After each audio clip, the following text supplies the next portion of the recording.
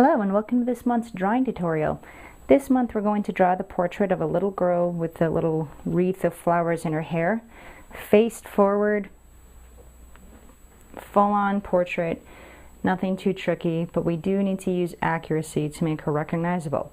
So what I like to do is measure my reference material, get a length and a width down, and then mark down even increments, starting by dividing that length in half, then dividing the half in half, and then that quarter in half again, so that I get 8 equal segments. I do that for the top and bottom, making sure that they're the same exact distance apart, and then I label them the same, 1 through 9, top and bottom.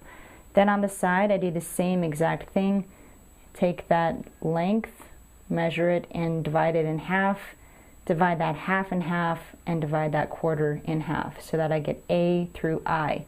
And I label those numerically up and down the same from side to side. Then I'm going to draw an exact upscale on my drawing paper. And that upscaled version can be as large or as small as you want to make it. Could be 30 feet long if you wanted to make this portrait 30 feet long.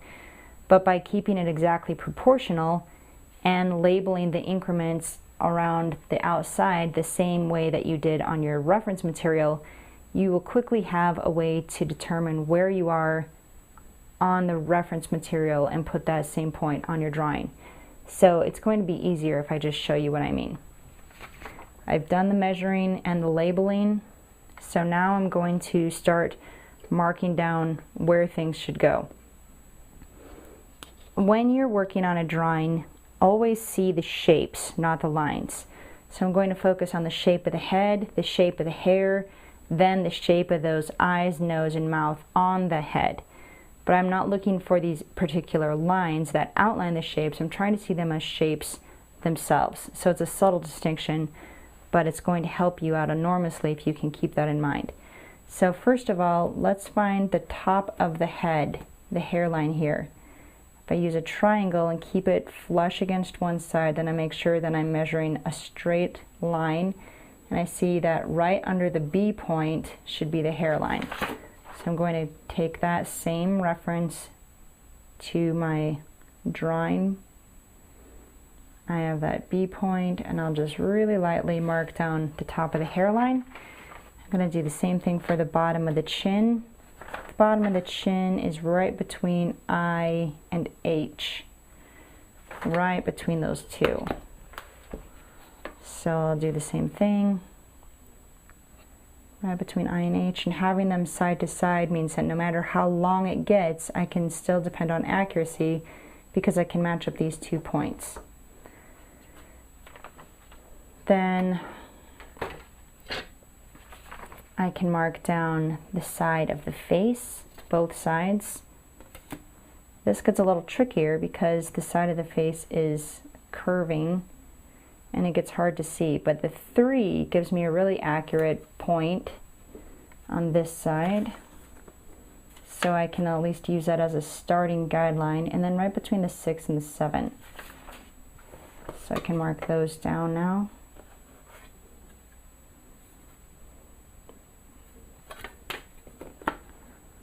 Between the 6 and the 7.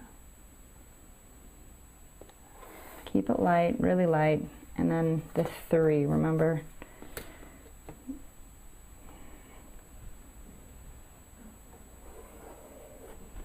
I'm not applying any pressure, but I'm using a charcoal pencil so that my lines stay dark enough to be visible, but they're not biting into the tooth of the paper, so they're also going to be easier to erase. Then I have a box that my head goes in, and I can just start to shape it within those guidelines. See?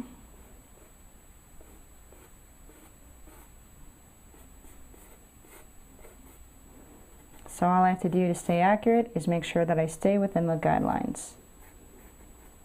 She has a very round little face.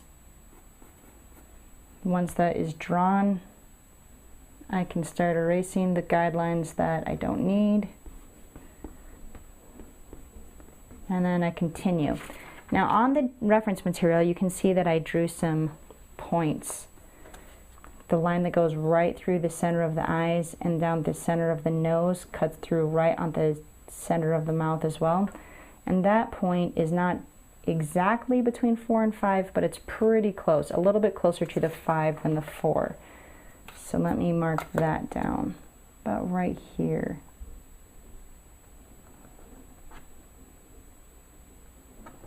And then it should also look like it's in the middle, which this looks like it's a little bit farther over to one side. So you can make adjustments. This is still very early on in the drawing. And I can start to sketch the outside of the hair as well.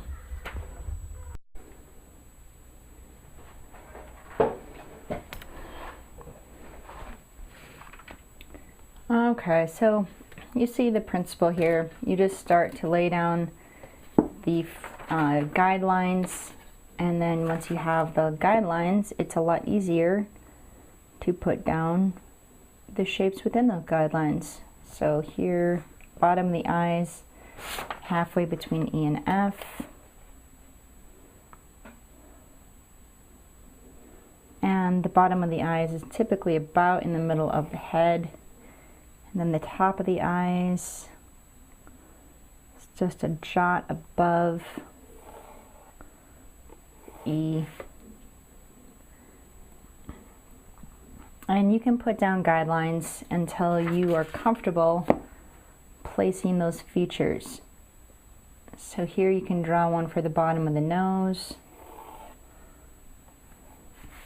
It's going to be halfway between F and G, but a little bit closer to the G.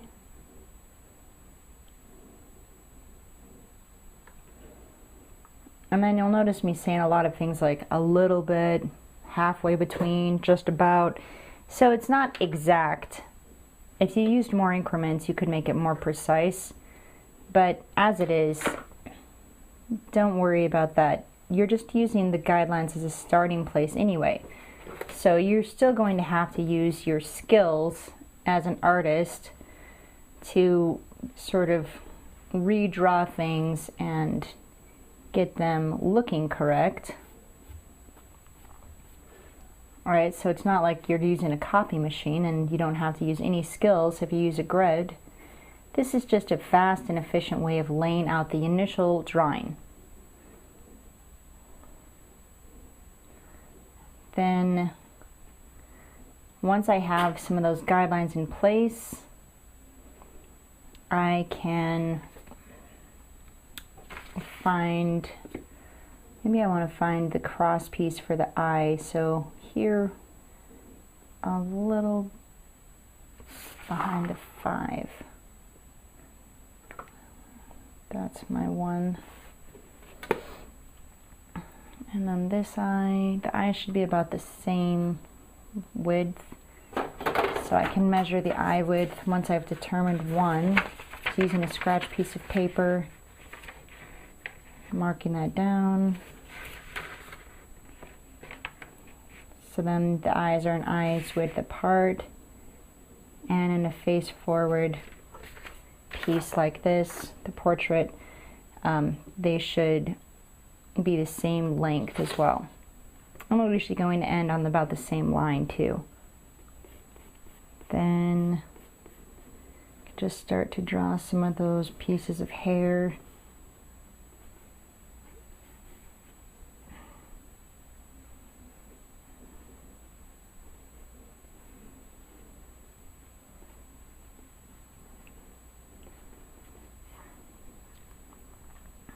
Some of those wide white curls like this. And then just a really vague sense of where some of these flowers are going to end up. Very, very sketchy at this point. Everything is really light because I know that I'm going to be erasing these lines and redrawing them with more precision. But I can still just refer to my graph as I go along. So I know that this flower, for instance, is right at the 4, and then across from the B. So 4B should be the approximate placement for this white flower. And then when I have things sort of sketched out like this and the features are pretty roughly in place, I can start to draw the shapes of those features on the page and within those guidelines. So I'll start by just drawing the eyes really roughly like this.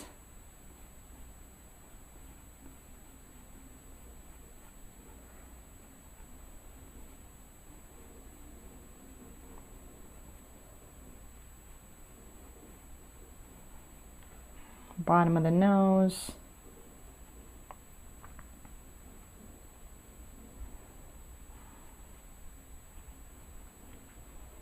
Notice that the nostrils line up with the inside corner of the eyes. And then I can draw the mouth. I didn't give myself too many guidelines for the mouth, but of course you can as much as you want. And there I have the first little view of my girl's face. I'm also going to use the grid on the bottom here to really accurately place where these ribbons and the corners and the collar should all go. So I've got this ribbon is here at the 6, going across like this.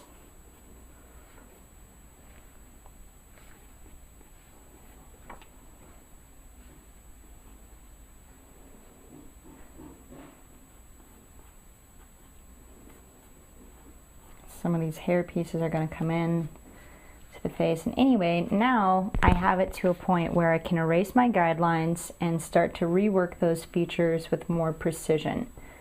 So I'm just going to get rid of everything.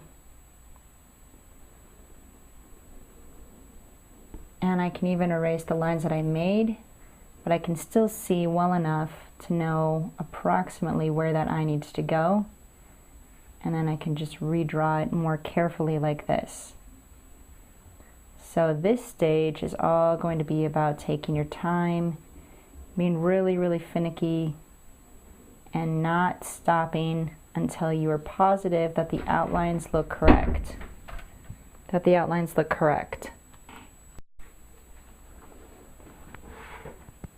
Now we fast forward in time, zip, and I've magically done some of those lines. And now obviously there's a lot to do because she looks like a terrifying alien with no pupils, but I can tell who it is by looking at this outline. So I know that the major elements are in the right place, and that's all I'm looking for right now. The next question though is background. Just because I want to teach you this technique of making the white lines against a dark background and dark lines against a light background, that was a mouthful. I'm going to draw it just the way we see it. So in order to do that, you're going to need to protect your borders. You don't actually have to do this, but I like to, because then when you lift off the tape after the drawing is all done, it looks double impressive. So go ahead and protect those borders. And I like to use painter's tape because it's a low tack and it won't tear the paper, and I don't have to stick it to my clothes first to make it low tack. If you're just using masking tape, which is the only other thing you can use, don't use Scotch or any other ridiculously sticky tape like that, or you will tear your paper when you peel it up. Anyway, if you're using masking tape, just stick it to some cloth or your jeans a few times before you put it down, and then you will be just as well off. But you'll notice that this does cover up your grid, so you don't want to do this until you are ready to start the next phase and you're done with your outlines. Now to make the white lines, depending on how thick they are, these are pretty thick. So in some of them, there might be some different things that we want. But for these thin lines in here, and the ones that cross the dark lines, and then some of these thinner ones that come off against the dark background, the easiest way to make those really precise and look so impressive is to use a stylus and indent your paper. So this is actually a clay tool. It's not sold as a drawing supplies, but since you are one of the lucky few who get to see this video, you will know the secret of indenting your paper with clay tools. I like to use one that doesn't hurt my finger because that way I know it's not going to tear my paper either. So then, before you put down any tone, you're just going to take some time and indent some of those white lines. Sometimes people use some tracing paper so that they can see what they're doing a little bit better. Draw the lines on the tracing paper and then indent through them. I'm too lazy to do that. You can certainly do that if you want it to be a little bit more precise, but you know what? It's going to be just fine if you don't do that. So I'm going to finish indenting these and these white lines in here. I'll do that off camera to save us some time, and then I'll come back and show you how to start laying down the tone.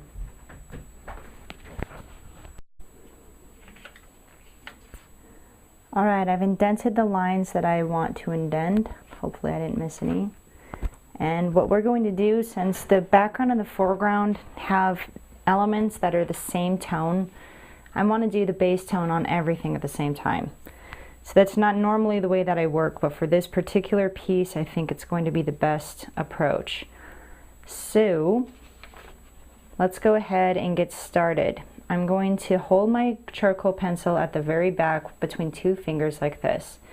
That way I'm not pushing into it really at all. And then I'm going to start to determine where those dark shapes are in the background. I'm not putting them down very darkly to begin with, but I'm just using a back and forth stroke, and I'm smoothly filling them in.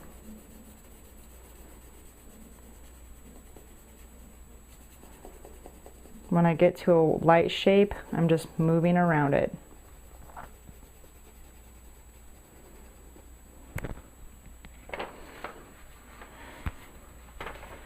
This really interesting. The dappled patterns of light and dark are really interesting in this piece, so I don't want to lose any of them.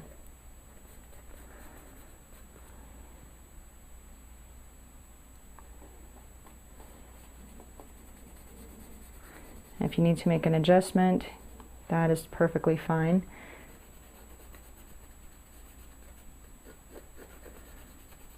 When you get to the lines that you've indented, they should pop out.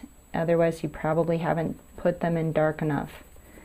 So if they're not popping out, you might need to take some time before you go any farther and indent again, but use a little bit more pressure this time.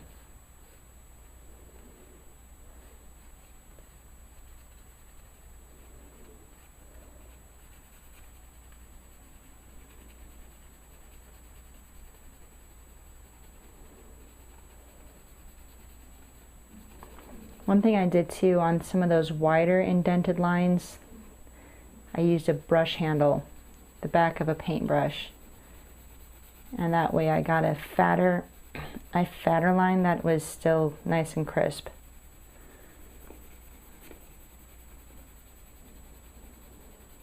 So you can see some of those popping out now. Maybe not for you because the camera never picks them up too well, but they're there.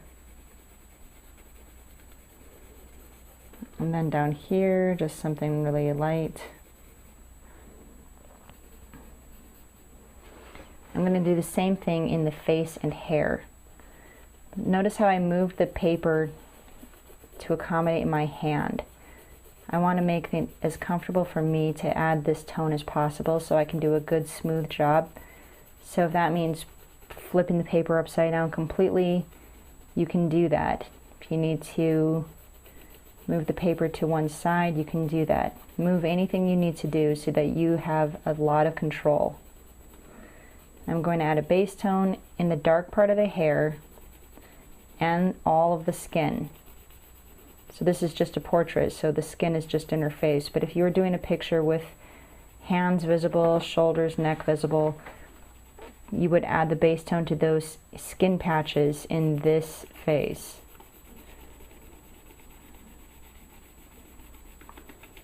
Work until all of that is covered.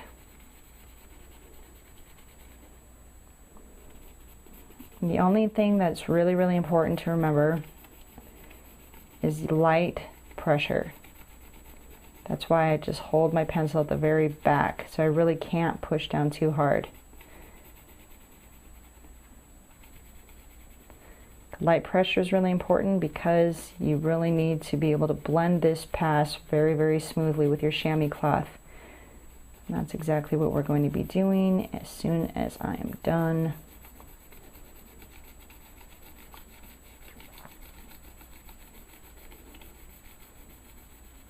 There.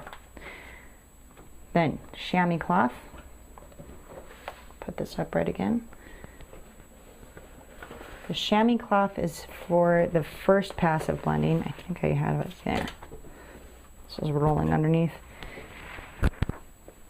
And then after the first pass is blended, you'll be moving to stomps and tortillons, which are rolled paper, and you'll need some of different sizes.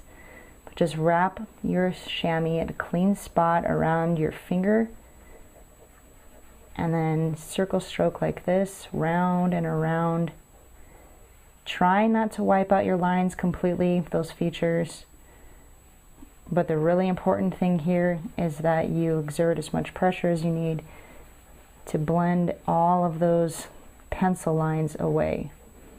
You're going to wind up with just a base tone for the skin. So this isn't the shadows on the skin, that's the next step. This is just what we put down because nobody has paper white skin. So we add a little bit of tone in this step.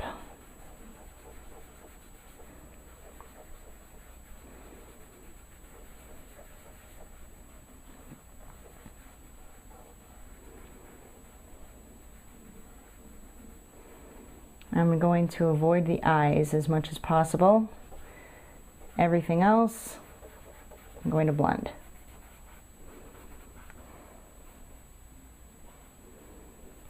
Background, same way. But the difference is where I have those indented hairs, if you cover them with the chamois, they'll just get completely covered up. So I'm going to try to focus my efforts in the corner where I know I don't have those indented hairs. The indented hairs you can shade with the chamois or with the tortillon, and they'll still stay popping out.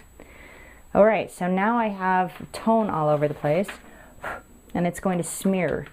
So while I do this next step of just drawing out those features again, I'm going to also lay down a piece of clean white paper and put it under my arm so that I don't get any smears from my hand moving across the page.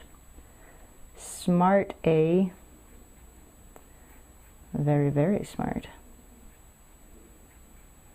And I'm just lightly bringing those features out again.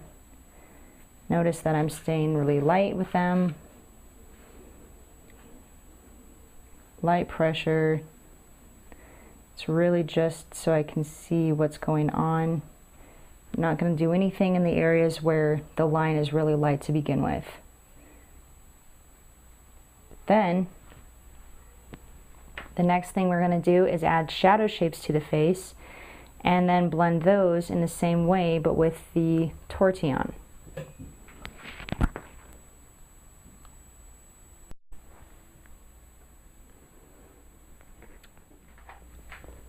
So now we're going to add those shadows to the face. I'm going to tilt my picture back again, still holding the pencil at the back, but I'm just gently circle stroking, paying close attention to my reference and adding some shadow shapes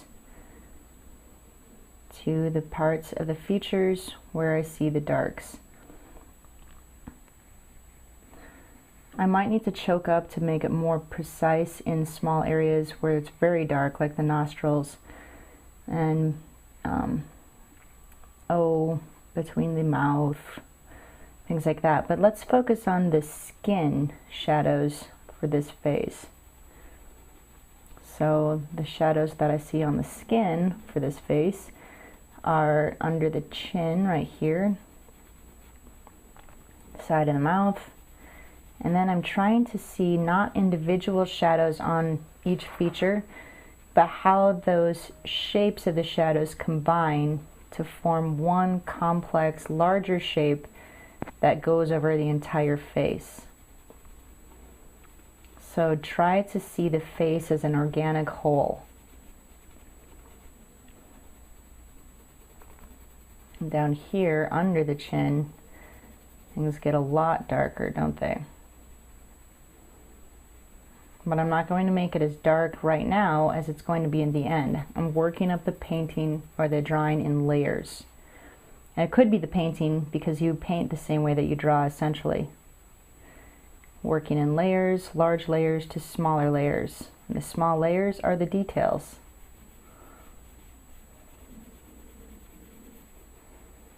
Another benefit though of not going extremely dark from the get-go is that you're going to have less opportunity for smearing.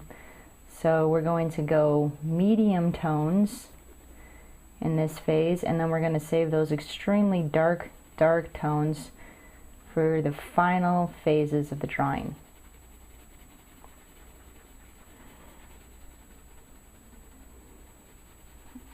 Here's the shadow around the eyes.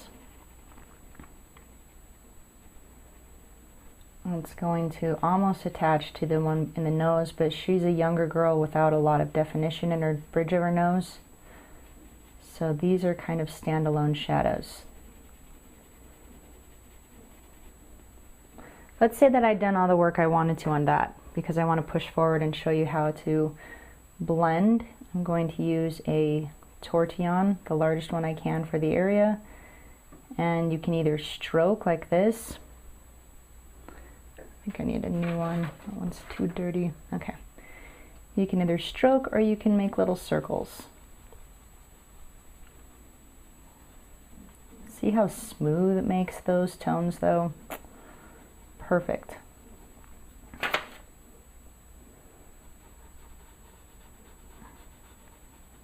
And you'll notice that since the sketching phase where we're drawing the lines, we haven't used the eraser yet. When you use the eraser, you're going to break up the smoothness.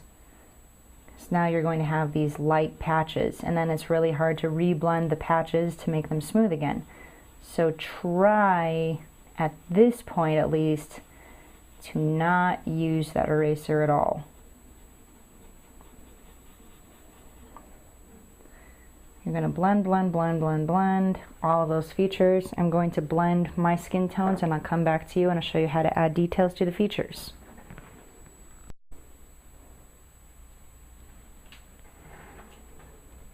Alright, those shadows are blended and we've got to do some work on the features because those white eyes are creeping me out.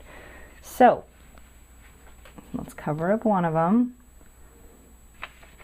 And then the reference material is really dark in the eyes, so I'm going to use it, but I'm also just going to use my own information, things that I know about eyes from drawing hundreds of other eyes.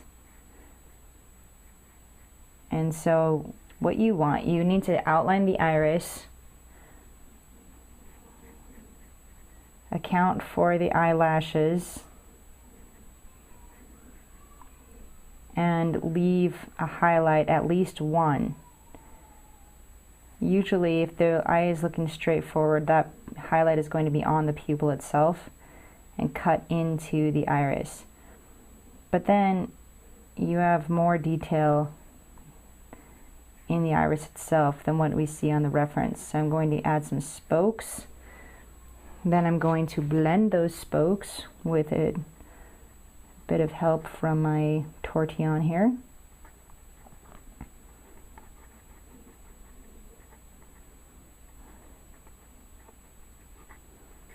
I'm not making it smooth, I'm sort of stippling so that I have some light areas and some dark. Then I'm going to add another pass of some spokes, and at this point I've determined that one side of the eye is a little bit darker than the other. That helps to give it some depth. I'm going to work on adding a little bit more dark to the eyelid above the eye right in here.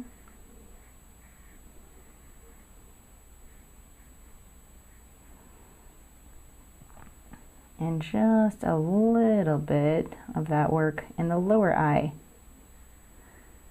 but not too much. Corners get some shadow.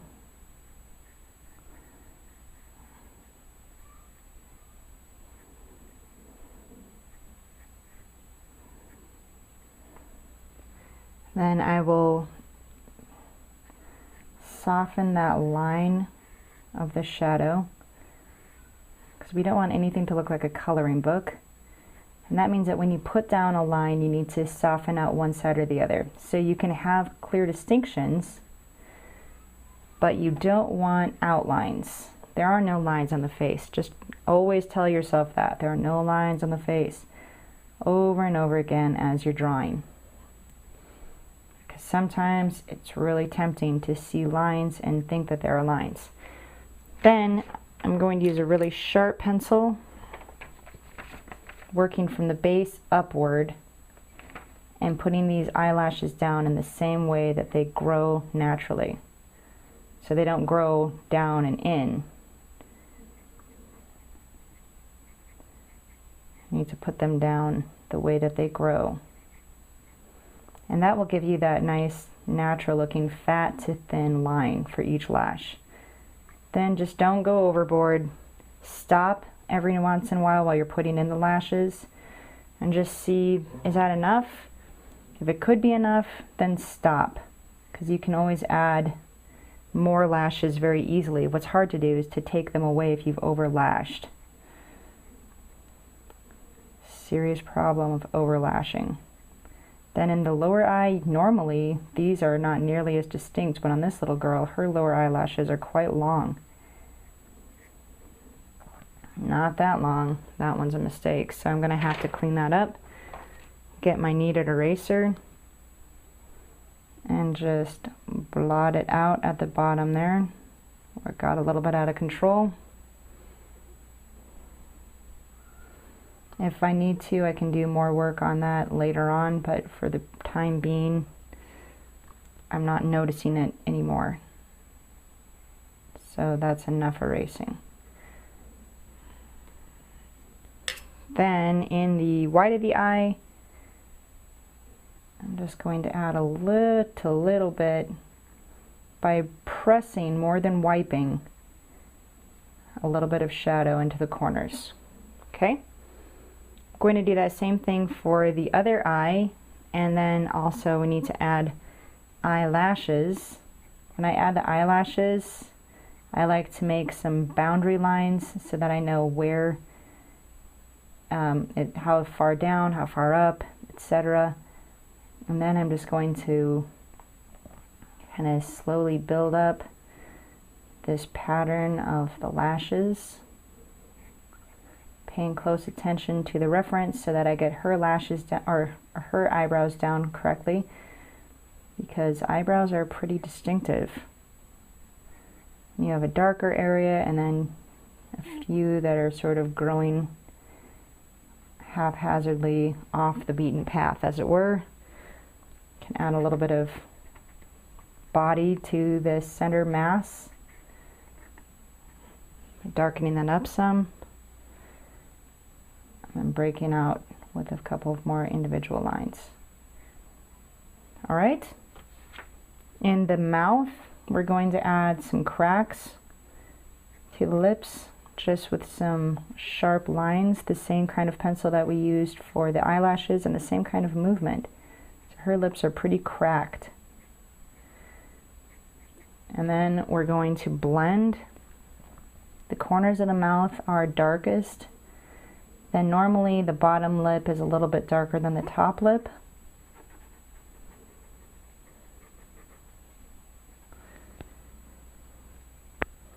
I'm sorry, normally the top lip is a little bit darker than the bottom lip. In this case, they look pretty similar, really.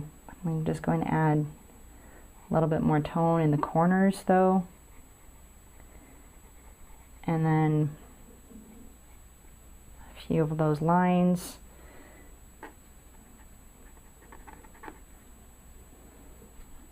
And blend.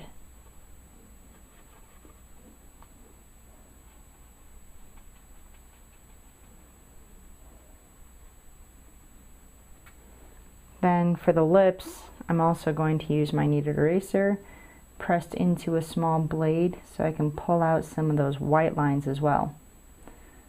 So I can accent the dark lines that I've already drawn with some white, and then go back in and fill it in a little. You can see how tedious this is, but this is how you get those realistic portraits. You have to go into it at this stage and really take your time adding those small details. So you're cracking the lips, you're adding shadows to the cracks, you're pulling out highlights on the cracks, and that's just one small part of one small feature. So you need to do that kind of care all over the face.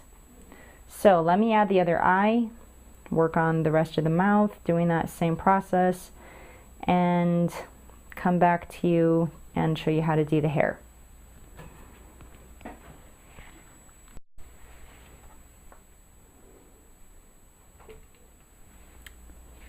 Alright, the face is looking good after finally adding those features, but now we have to do work on the shadows, or the highlights rather, on the face and in the hair.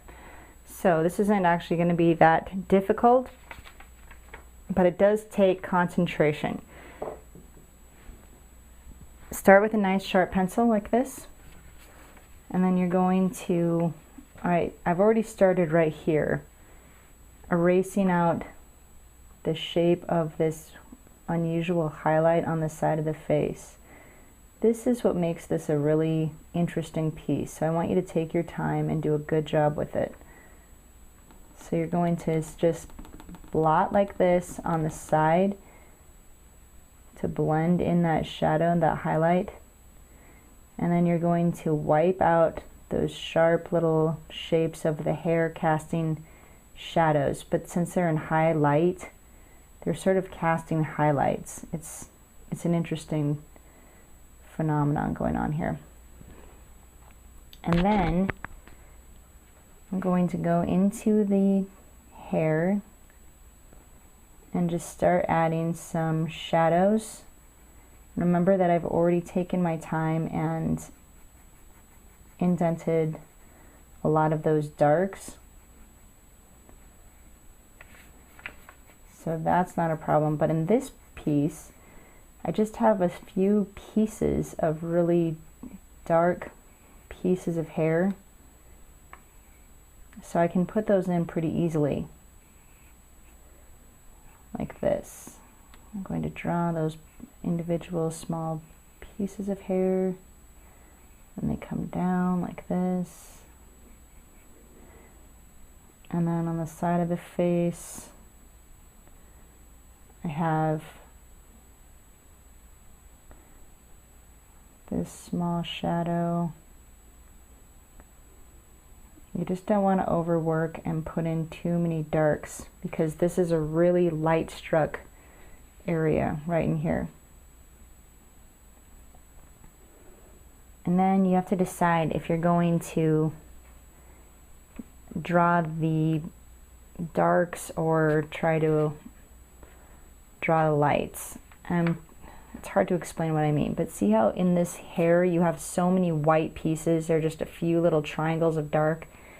It's probably going to be the easiest thing to get those down by just drawing the, I'm going to use my stomp and add some blending to that dark piece that I put down already. And then I'm going to work in this light struck area and sort of gradually build up the shapes of these pieces of hair.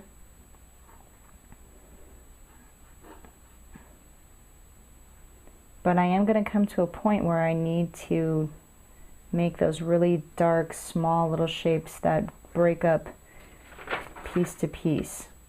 So here, let me blend the background and get as close to the hair as I can.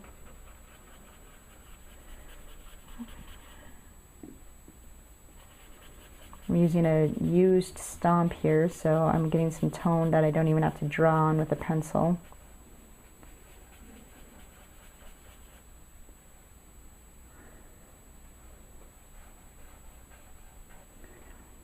And then if I just add a thin layer of blending over the top like this, so I get some charcoal into the hair,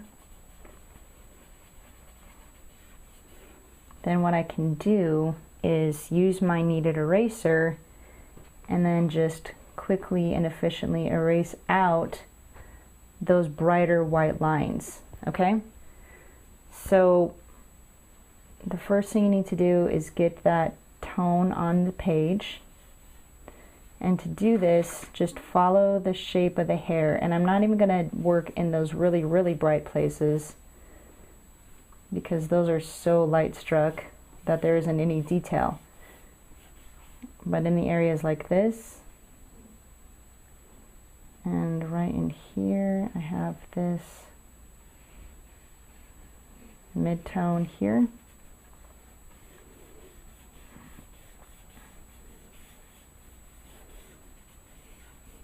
Trying my best to keep it nice and even.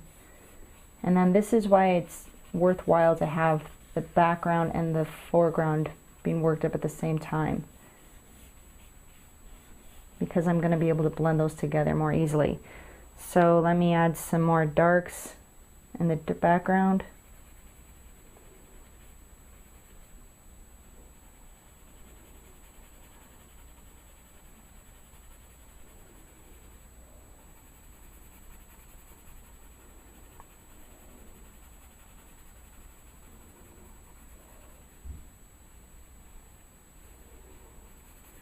I'll blend that using the circle strokes.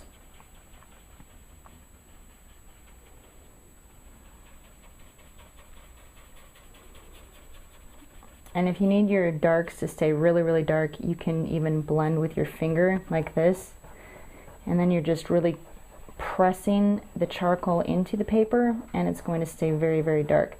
The problem with doing that is that it's going to be really hard to erase. So if you use that blackout method, make sure that you're very, very certain of where you're using it.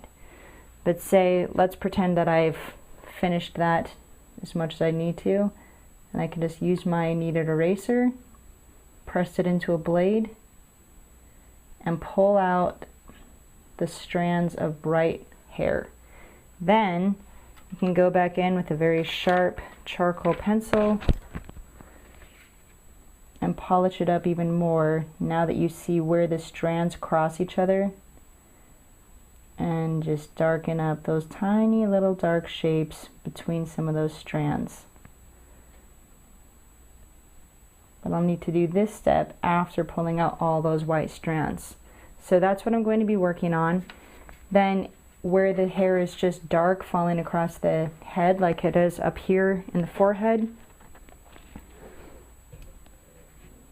just start at the headband and draw those individual strands down. And it just takes a long time.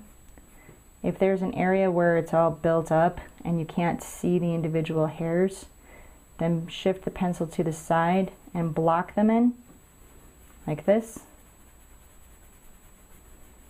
working really quickly.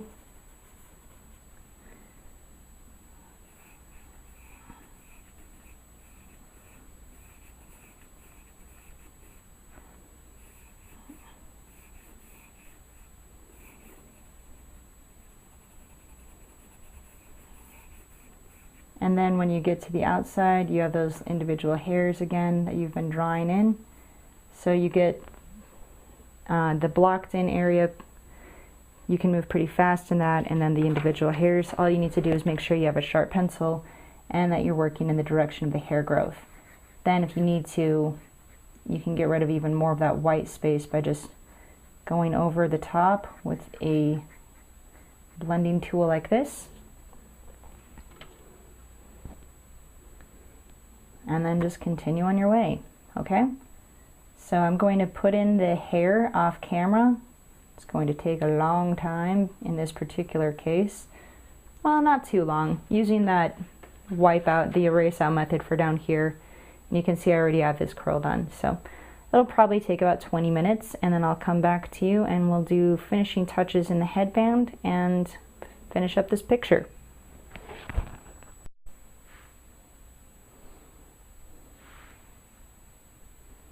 Okay, you can see that we are nearing the end here. I just have to put some more detail into the ornament in her hair. Let me just grab my stool and we'll get that done. Okay, so I've been using a mechanical eraser like this to pull out some of those sharp, bright, thicker lines. Then my kneaded eraser mashed into a blade like I showed you. I'm going to use the kneaded eraser as a blade to also pick out a line of highlight around the very inside corner of the chin. Make these lines really, really small, but you're going to be shocked by how much realism that little move there adds to your piece. It's just these areas of reflected light. It helps to make the face look three-dimensional and lifts it up. Then I'm also going to do the same around the top of the nostril, right here. Very good. Okay, now for those ornaments in the hair, there are these round white, I think that is probably baby's breath. So I'm going to impress those. You can do that with the same tool as before, or you can use a pointy paintbrush handle. So something like this, just really push into it. So it's going to make larger or smaller dots depending on what you use.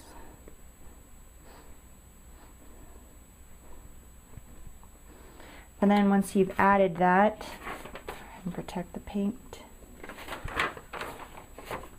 Okay. Once you've added those impressed areas, then you can go right over the top. See?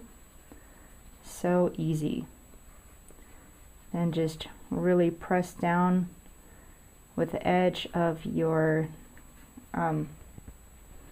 charcoal pencil, and those dots just pop right out, looking amazing and impressive.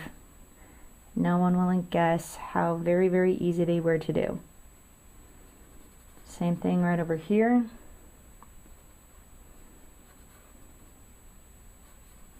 And then we don't really see a lot of detail, so we don't need to draw a lot of detail. It's just a matter of contrast and some interesting shapes. And most importantly, if you have a few of those hairs crossing over in the front, it's going to make your piece look so, so impressive. So don't give up the opportunity to be impressive, especially when it's that easy.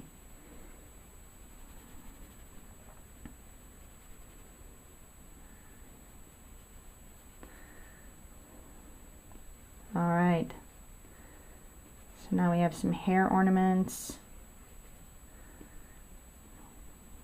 Having those impressions really helps us to be able to bump up the contrast, which is great because, as you know, as my star student, it's the contrasts that make the piece.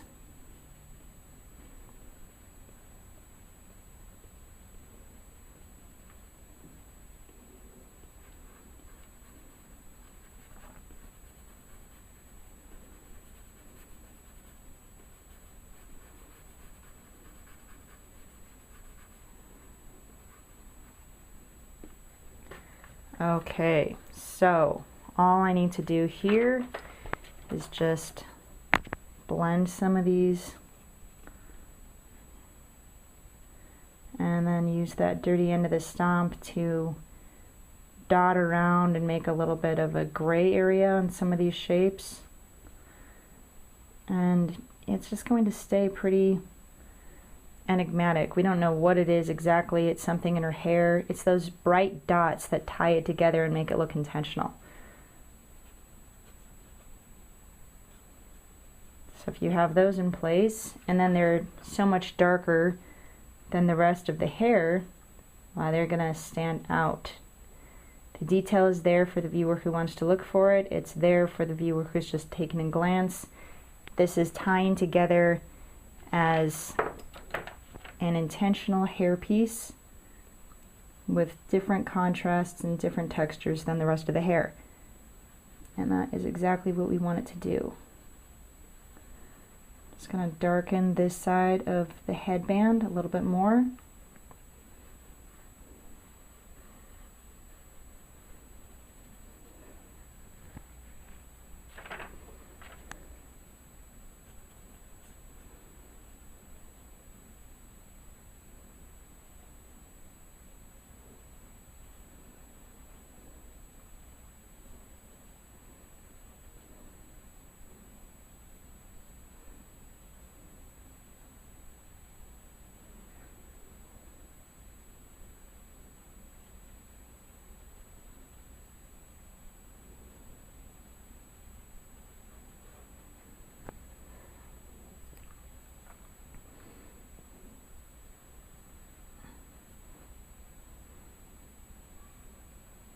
And there we go. That might be as much as I want to push it, or I might want to go down here and just strengthen the chin line, darken that up a little bit. So I'm going to turn it on its side, give myself the most control possible. Now that I'm almost done, this is the time to really bump up those black darks in the shadows. Because remember what I said, if you leave them for last, then they won't be able to smear as you do work on the rest of the piece.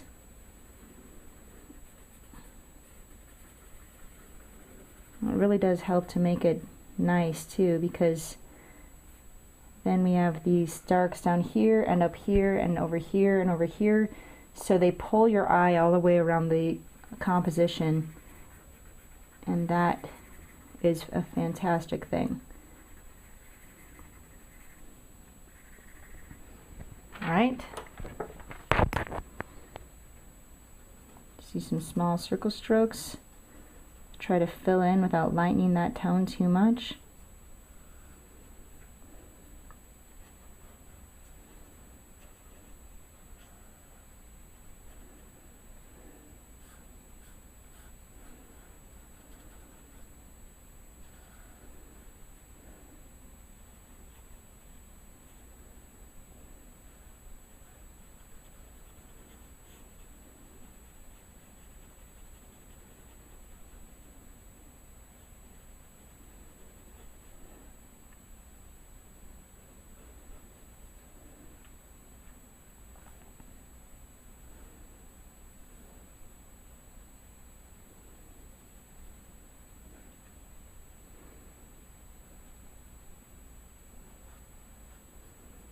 Okay. You know, I just really like this. She has a sweet face. I think it turned out really well. So now I'm going to use a obviously dry. This is a fluffy watercolor brush, but I like to use it in my drawings to just clean off when I have eraser crumbs. Cleans up those crumbs without smearing too much.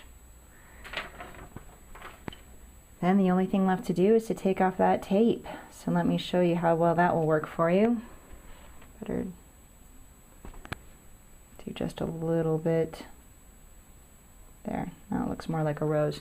Okay, let's take that tape off.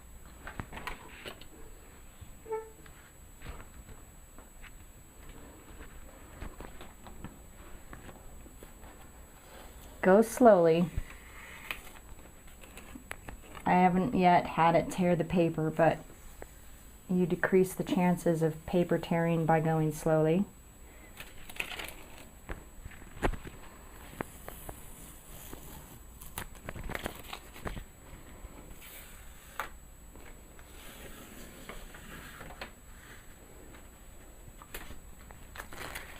There we go. Isn't she so cute? Let's just scan up so you can see the whole thing.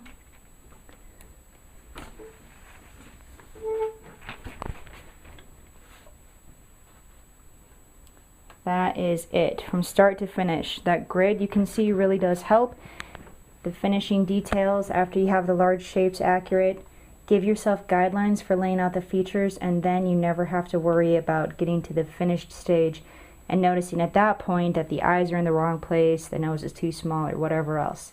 So get those features right from the beginning, so give yourself a lot of time with that grid stage. I will download the reference for you so you can try this one at home. And thank you so much for watching. Make sure to join me again next time for another drawing tutorial.